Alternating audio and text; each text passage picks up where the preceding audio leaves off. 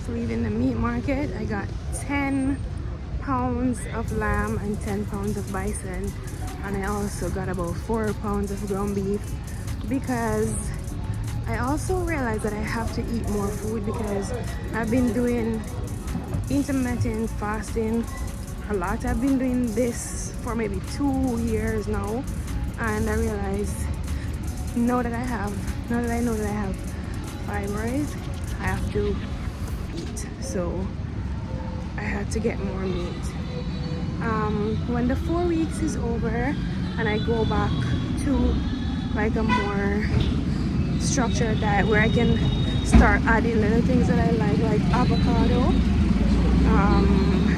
I guess I might be more full. Not that I'm not full now, but it's kind of still not very easy to navigate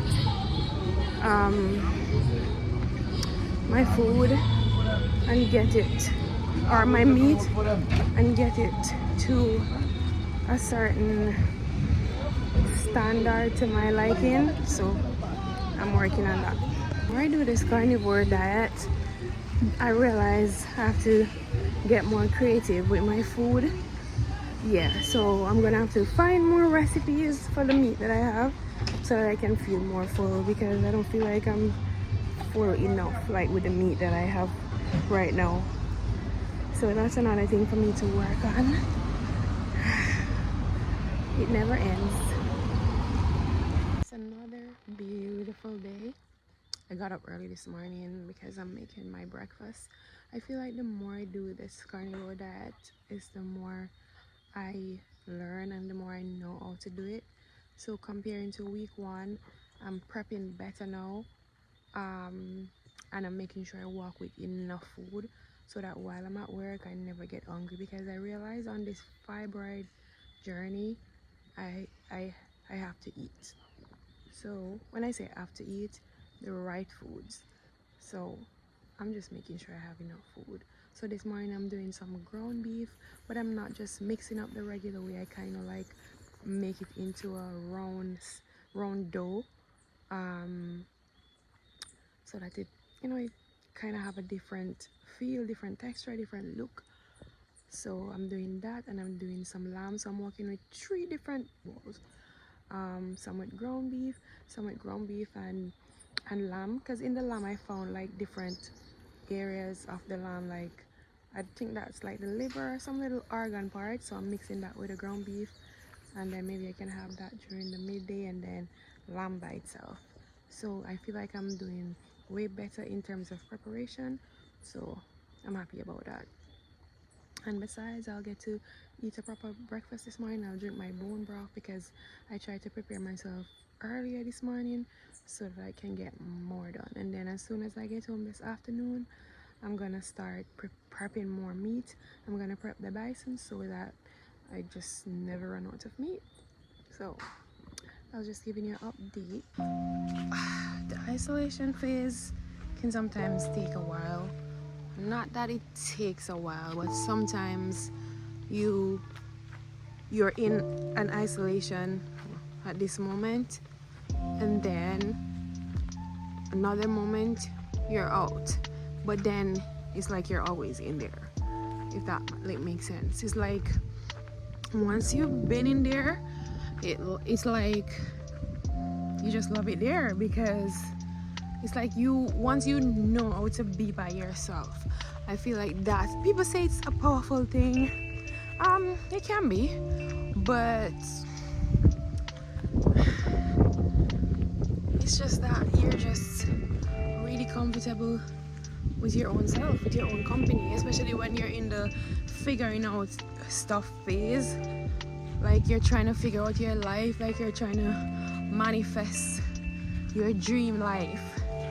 It takes a while, because in isolation you learn a lot. 1, 2, it's like you feel so deep. It's like you get to get in tune with yourself and understand yourself and work on your goals and work on your dreams, and that will just transform your life. It truly will. It truly will transform your life.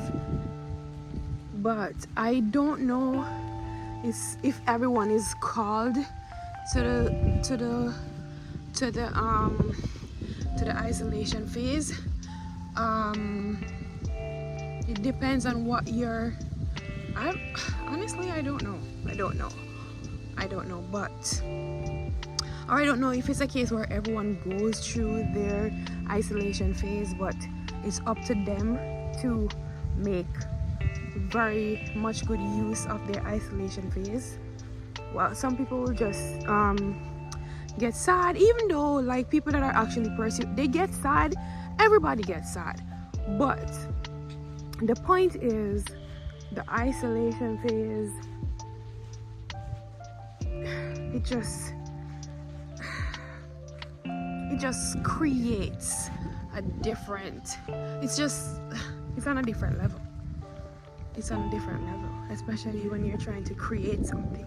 Especially if you're a creator and you're creating something. The isolation phase is not a bad phase. It's not bad, you know. Some people think it is, because some people will tell other people that it's not good to be alone. You shouldn't be alone. Being alone is a bad thing, and it can ruin you after doing it for years. That's what some people say. But I don't know. I don't see how that will ruin you after a couple of years. I don't see how that will ruin you. You know? So I feel like the isolation phase is a good phase. It's really lonely.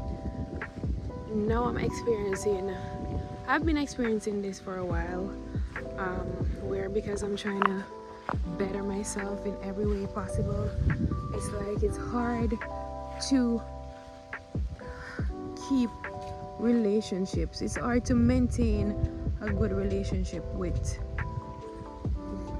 other people, you know. It depends on how that person think, because a lot of times we lose friends, you know, because we're going through the isolation season. They think you're trying to be one way when you are, you know, and sometimes they just can't wait on you and your bullshit, and you know.